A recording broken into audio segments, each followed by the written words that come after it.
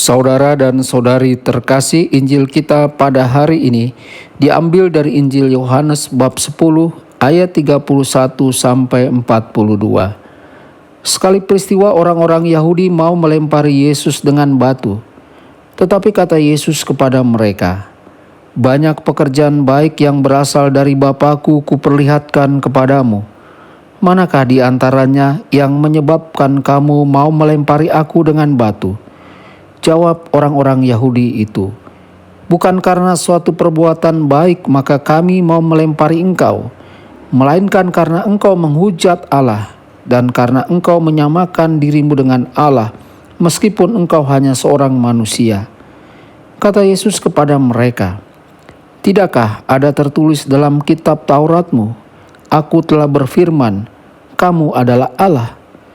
Padahal kitab suci tidak dapat dibatalkan. Maka jikalau mereka kepada siapa firman itu disampaikan disebut Allah, masihkah kamu berkata kepada Dia yang dikuduskan oleh Bapa dan yang telah diutusnya ke dalam dunia, engkau menghujat Allah karena Aku telah berkata Aku anak Allah? Jikalau Aku tidak melakukan pekerjaan-pekerjaan Bapa-Ku, janganlah kamu percaya kepadaku. Tetapi jikalau Aku melakukannya dan kamu tidak mau percaya kepadaku, percayalah akan pekerjaan-pekerjaan itu, supaya kamu boleh mengetahui dan mengerti bahwa Bapa ada dalam Aku dan Aku ada di dalam Bapa." Sekali lagi mereka mencoba menangkap Yesus, tetapi Ia luput dari tangan mereka. Kemudian Yesus pergi lagi ke seberang Yordan, ke tempat Yohanes dulu membaptis orang, lalu Ia tinggal di situ. Banyak orang datang kepadanya dan berkata, "Yohanes memang tidak membuat satu tanda pun, tetapi semua yang pernah dikatakan Yohanes tentang orang ini benar." Dan banyak orang di situ percaya kepadanya. Demikianlah sabda Tuhan, terpujilah Kristus.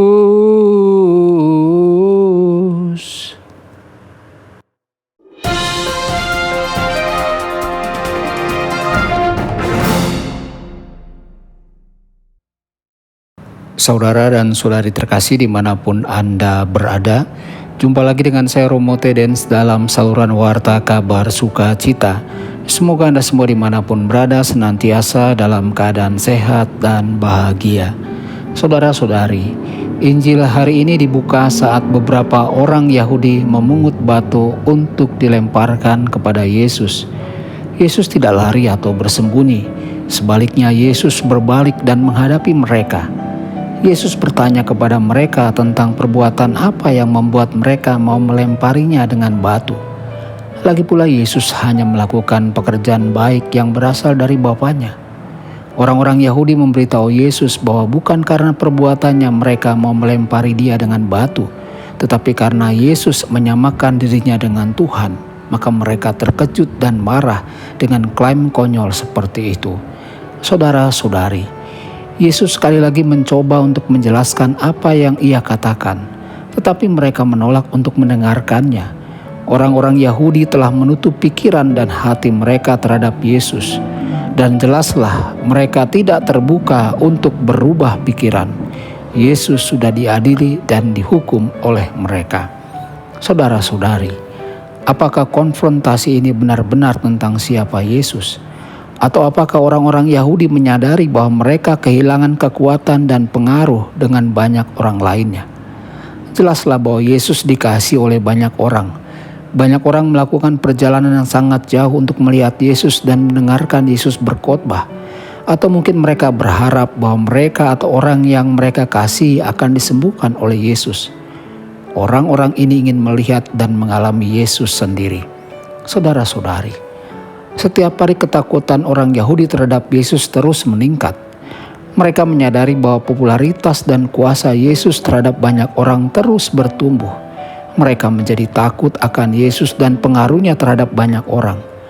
Tidak peduli bagaimana para pejabat Yahudi mencoba untuk mengabaikan Yesus dengan orang banyak, mereka tidak akan mendengarkannya. Sebaliknya, jumlah orang yang berkumpul untuk mendengarkan Yesus semakin meningkat setiap hari. Setelah mendengar Yesus berkhotbah dan mengalami siapa Dia, banyak dari orang-orang itu memutuskan bahwa mereka juga ingin mengikuti Yesus. Saudara-saudari, jelas orang-orang Yahudi kehilangan kekuasaan dan pengaruh mereka terhadap banyak orang. Mereka menjadi semakin marah kepada Yesus dan banyak orang itu. Namun mereka juga takut. Mereka bisa merasakan kekuatan banyak orang yang menjauh dari mereka. Beberapa orang Yahudi sangat marah dengan Yesus dan ajarannya, sehingga mereka mau mengambil batu untuk dilemparkan ke arahnya. Ketika Yesus menyadari betapa hebatnya kemarahan dan ketakutan mereka, Yesus segera meninggalkan bait Allah. Saudara-saudari, kadang-kadang apakah kita menjadi cemburu atau marah ketika seseorang tampaknya memiliki kekuatan atau pengaruh yang lebih besar daripada yang kita miliki? Apakah ketakutan kita pernah mendorong kita untuk melakukan sesuatu yang biasanya tidak akan kita lakukan? Jika kita tidak menyadari emosi kita, emosi negatif dan destruktif ini mungkin mulai mengatur hidup kita dan menyebabkan kita bertindak dengan cara yang biasanya tidak kita lakukan. Apakah ini yang terjadi pada orang-orang Farisi? Banyak orang Farisi adalah orang baik, namun Yesus adalah ancaman yang signifikan bagi mereka. Pengaruh dan kuasa Yesus terhadap orang-orang semakin kuat setiap hari, dan setiap hari orang-orang Farisi menjadi semakin terancam oleh Yesus. Saudara-saudari, luangkanlah waktu sejenak dan bayangkan diri Anda berada di tempat Yesus. Jika kita menyadari bahwa dalam waktu singkat kita akan ditangkap, disiksa, dan mungkin dihukum mati, bagaimana reaksi kita? Saya berasumsi kita semua akan ketakutan dan panik. Kemungkinan besar waktu, energi, dan pikiran kita akan dipusatkan untuk mencoba mencari cara menghindari cobaan yang mengerikan itu. Anehnya, Yesus tampaknya agak berdamai dengan apa yang kemungkinan akan terjadi di masa depannya. Dia mengenali dan menerima apa yang ada di depannya. Di atas segalanya, Yesus percaya bahwa dia tidak sendirian. Bapanya mengutus dia dan Bapanya menyertai dia. Yesus menaruh kepercayaan penuh kepada Bapanya. Pada akhirnya, Yesus juga percaya bahwa kebaikan akan datang dari penderitaannya. Namun Yesus adalah manusia dan juga Tuhan. Sebagai manusia, Yesus pasti pernah mengalami luapan emosi, ketakutan, kemarahan, dan gejolak. Benar, Yesus sepenuhnya mempercayai Allah. Namun karena dia sepenuhnya manusia, dia juga pasti mengalami kecemasan dan ketakutan yang luar biasa. Saudara-saudari, saya berasumsi bahwa kita masing-masing dapat mengidentifikasikan diri dengan Yesus dalam beberapa cara. Kita juga memiliki pencobaan, kesengsaraan, dan gairah kita sendiri. Dan saya berasumsi bahwa kita seperti Yesus berjuang untuk memahami dan menerima kenyataan dari situasi kita. Apakah kita meminta bantuan kepada Tuhan? Apakah kita meminta Tuhan untuk membuat keajaiban bagi kita dan membuat segalanya menjadi benar kembali? Atau apakah kita marah kepada Tuhan? Apakah kita menjauhkan diri dari Tuhan? Saudara-saudari terkasih, pada saat-saat ini kita mungkin tahu bahwa Tuhan tidak melakukan ini kepada kita. Sederhananya adalah bagaimana hidup ini. Namun kita juga menyadari bahwa selama masa-masa sulit dan menyakitkan, kecenderungan kita adalah menjauhkan diri dari Tuhan. Justru saat kita membutuhkan Tuhan, luangkan waktu sejenak dan tanyakan pada diri kita, bagaimana pergumulan atau tantangan besar mempengaruhi hubungan kita dengan Tuhan. Apakah saat-saat itu memperkuat ikatan kita dengan Tuhan? Atau apakah kesulitan-kesulitan itu mengancam untuk melemahkan hubungan kita dengan Tuhan? Kita tahu bahwa Yesus sepenuhnya manusia dan sepenuhnya Allah. Kita tahu dari Injil bahwa Yesus memang mengalami berbagai macam emosi, kegembiraan, kesedihan, ketakutan, rasa sakit, dan lain-lain. Namun Yesus juga tahu bahwa ada tujuan dalam apa yang Tuhan minta darinya. Ia juga percaya bahwa Tuhan selalu ada bersamanya setiap saat. Saudara-saudari terkasih, pertanyaan bagi kita adalah, apakah kita percaya kepada Tuhan? Apakah kita percaya bahwa Tuhan mengasihi kita dan hanya menginginkan hal-hal yang baik untuk kita?